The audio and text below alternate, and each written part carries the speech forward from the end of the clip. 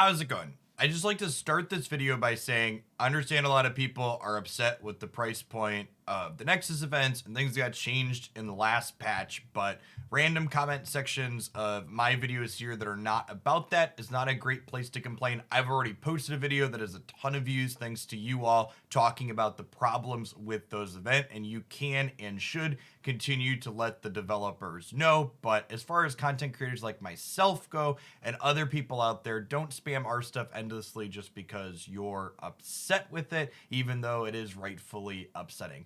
I'm still enjoying Marvel Snap, and I think I'm still going to continue to make some content about the game here. And if you're into that, hang out and enjoy some Marvel Snap stuff. And if you're not and you bounce out because of the change that they made, I understand that, and that's completely reasonable. There's a ton of other great games out there. I might play a ton of other games as well. Magic, Pokemon Unite. We're going to check out some Runeterra on my stream today again as well. Find games that you enjoy.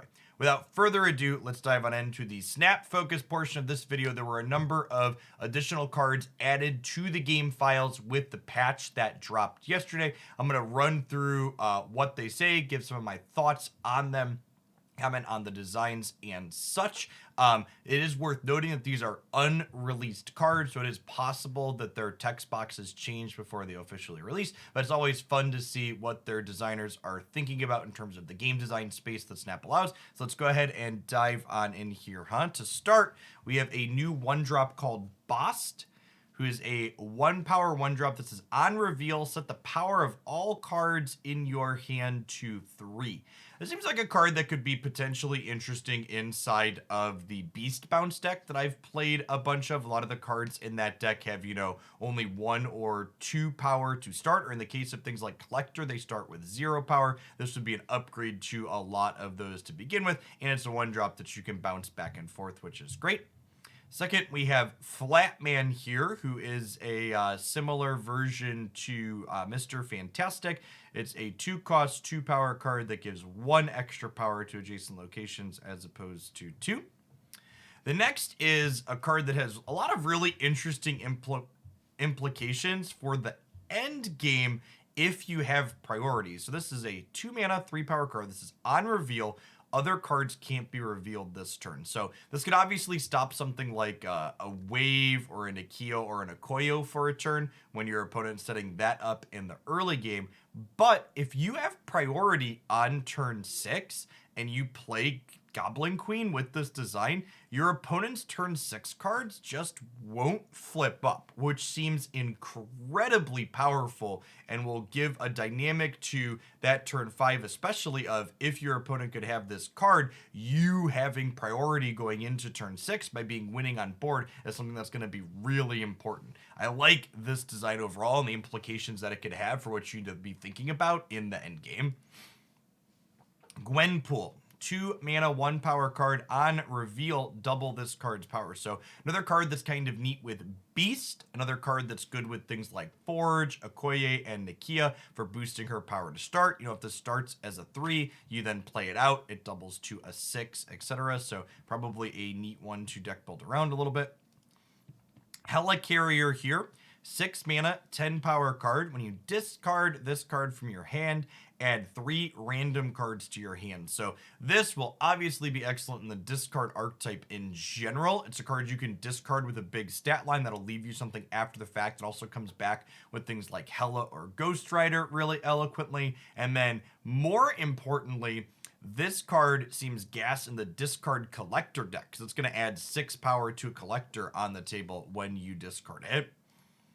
King Eitri here on reveal. The next card you play gets plus 4 power. So this works really well with the Gwenpool card we looked at a second ago. If Gwenpool is going to be something you're going to be playing later in the game. It is worth noting this is only a total of 7 power worth of stats for 5 resources. So it is a little bit on the low side. It's definitely going to be looking to play this with other cards it combos with to get value out of it.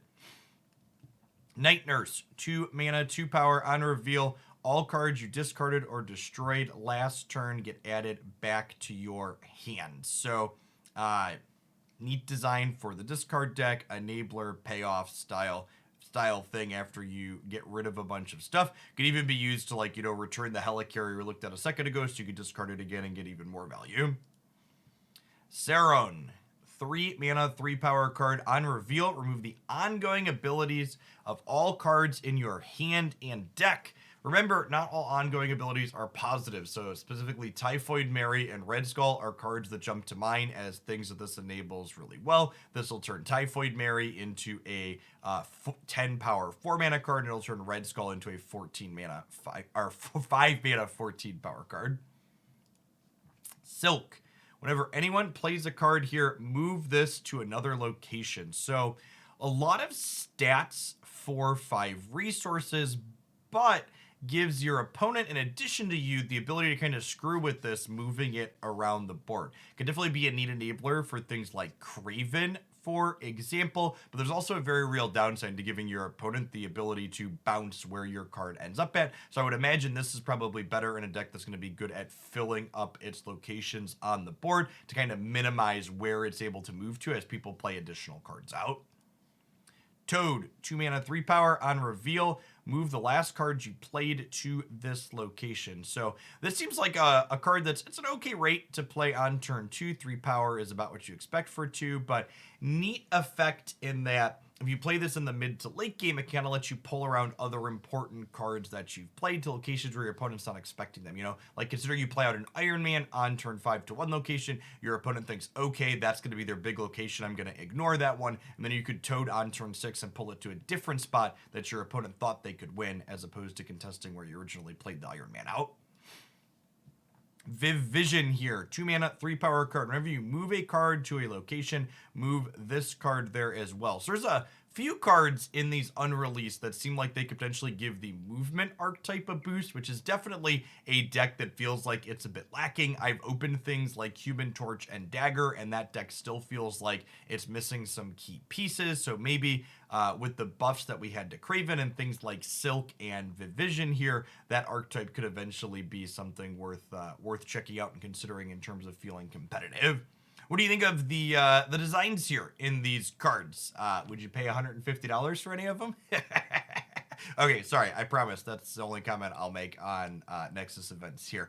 I think there's some neat designs in here. The design space in this game in general feels like it has a lot of neat things for them to do. The Goblin Queen, I think, is my favorite card to highlight out of all of this batch because of the implications that it gives to having priority going into that 6th turn. Let me know in the comments down below which one was your favorite, and I'll be back real soon with some more Marvel Snap stuff here on YouTube.